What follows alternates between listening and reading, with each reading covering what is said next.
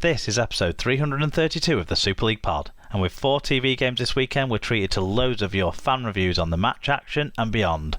Throw in a couple of Mark Rants and a host of connection issues, and we've got an early contender for the longest SLP of the year. So get strapped in, it's SLP time.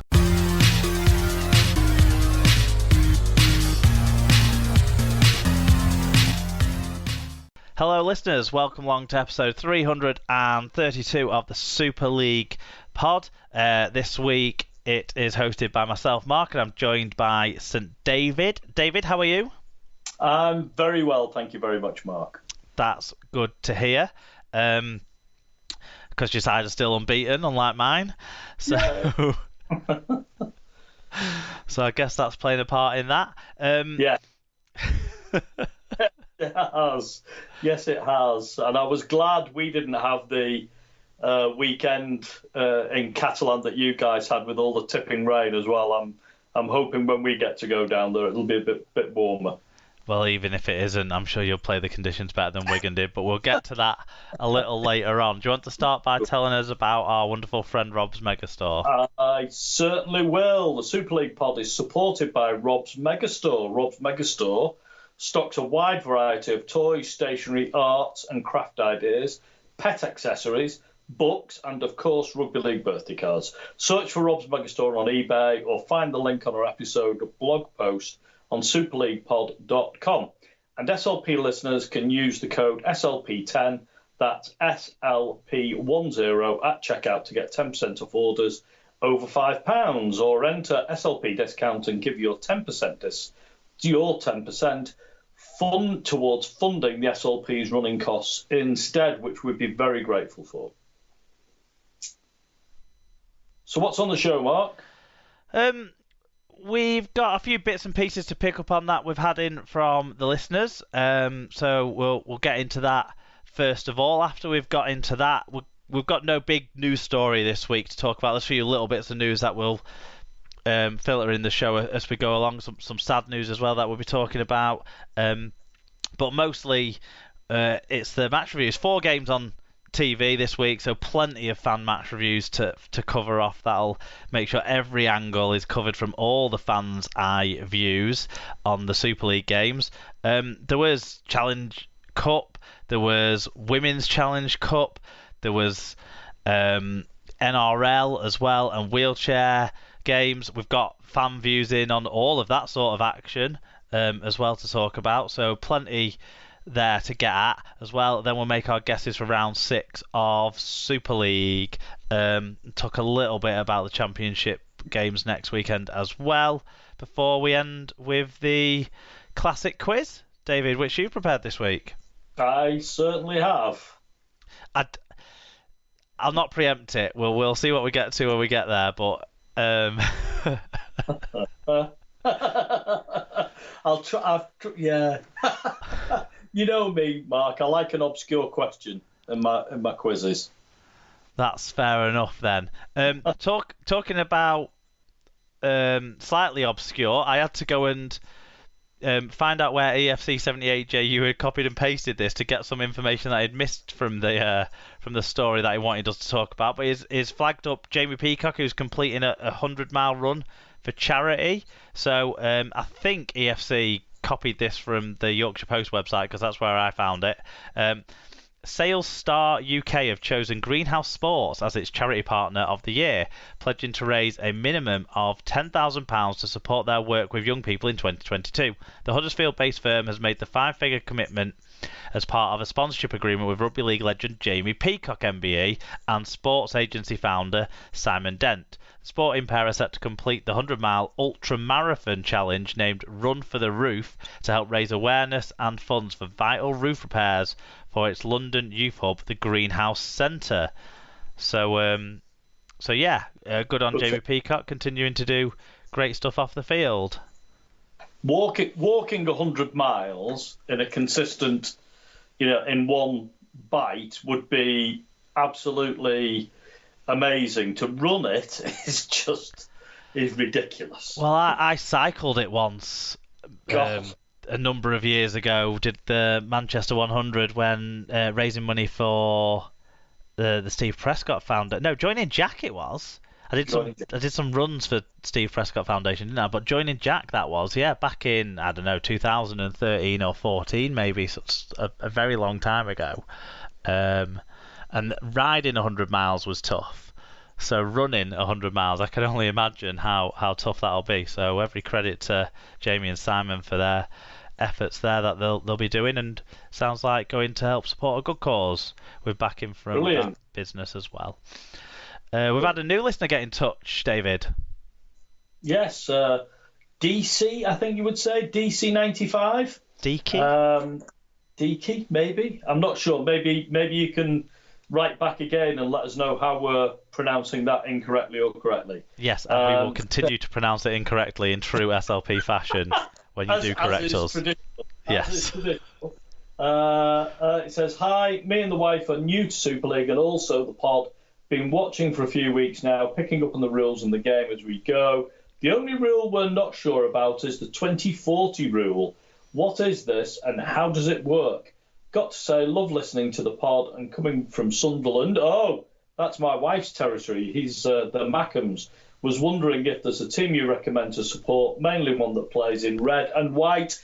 We know who to support here, don't we, Mark? We don't want to set him off on the wrong course early, do we? Deaky95 or Deaky95, you've got to support the Saints. Start at the top. There's plenty of options, isn't there, really? We can start at League One level if he wants to get into, a bit more grassroots kind of build, try and support a team that might rise through the leagues. He's got Oldham down there. In the Championship, you've got Lee. They play in red and white hoops as well. What you might have noticed, Iki, is there's no kits really that are stripes. Very, very rarely are kits stripes in Rugby League. So your red and white stripes of your Sunderland don't exist, but your red and white hoops are basically, your kit turned to the side. That exists, if that makes you feel good. No, you don't want to start there. I suppose the other thing you could do is Sunderland are known as the Black Cats. And Wakefield are the Wildcats, aren't they? So there's a cat sort of link going on there, and you could sort of whiz down the A19 and get yourself to Wakefield without too much trouble. Yeah. But if you want to support a really good team, you've got to be the Saints, and you should come up to, because you're not far away, get yourself your tickets now for the Magic weekend just up the road. I know it's hard as a Sunderland person heading into Newcastle, but get yourself up the road to Newcastle to watch the Magic weekend, and you can come and meet with the SLP family. Yeah, and then he can pick, can't he, between Saints and Wigan on that weekend. He can pick which team plays the more entertaining rugby. Yeah. And if he wants to see offloads and speed and that sort of stuff, then he can support Wigan. If he wants to see a win. If he wants to see throttling defence, then he can support St Helens. But he's got that choice, hasn't he? He can pick what he prefers. If he supports St Helens, he can have the highest scoring and the best defence in the league. But yeah, alternatively, we have to say geographically for you, probably you've got Hull.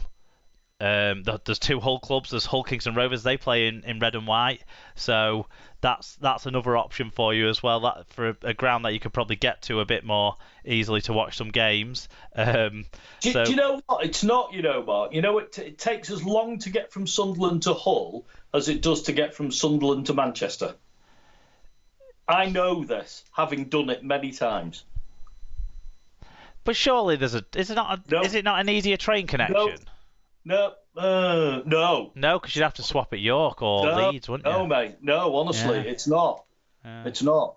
Well, then his other option, he's got Castleford and Wakefield, hasn't he? Kind of at the intersection of the M62 and the M1. They're options for him, but they don't play in red and white. No, Castleford, Wakefield, and then there's quite a few other clubs you get to before you get to our lot. But there you go. Serious question was about the 2040 rule, wasn't it? So we have two rules in rugby league that are kind of about when you kick for distance, you get to retain the ball, possession of the ball. So the 40-20 rule came in around about 20 years ago, was it now, David, do you think? Yeah, probably yeah, late 90s, early noughties maybe. But that's when you kick the ball from behind your own 40-metre line and it bounces in the field of play but goes out of play beyond your opponent's 20-metre line, the 20-metre line closest to their goal line. That's a 40-20. You retain possession from that.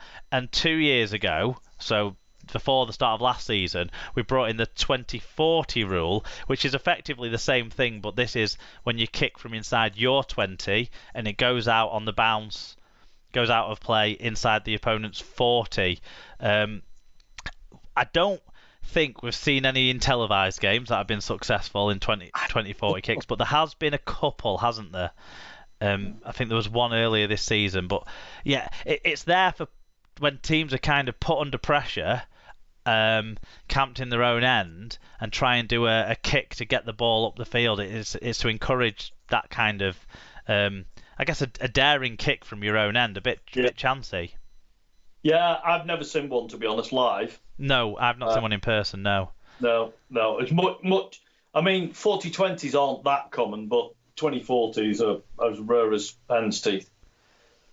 Yeah, I could probably get my stats spreadsheet up and tell you how many 40-20s there have been this year, but I don't. It doesn't track 20-40s on the Super League website stats.